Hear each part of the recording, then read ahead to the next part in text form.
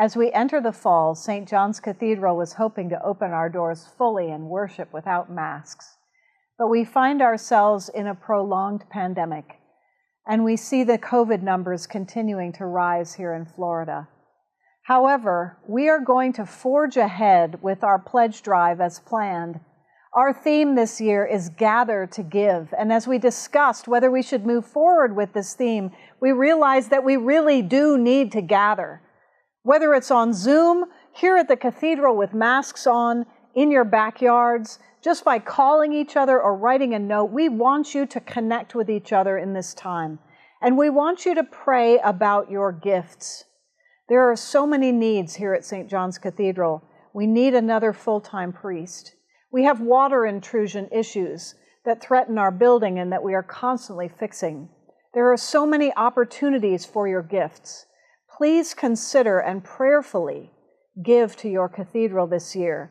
And please connect with one another. Let's not be isolated in this time, but practice the disciplines of our faith by serving our community, giving generously and bountifully, and reaching out to one another in love. Gather to give, my friends. I encourage you to pray about your gift. Hi, I'm Glenn Geiler, and I'm on the vestry of St. John's Cathedral, and I'm on the Stewardship Committee as well. And I wanted to share with you what I am calling financial heart space. Where in your heart have you found that you have enough? When I was a young man living in New York City and we needed to have ATM cards, I had my father's ATM card from Ohio because I was going back and forth. My mother wasn't well and my father was giving me more things to do.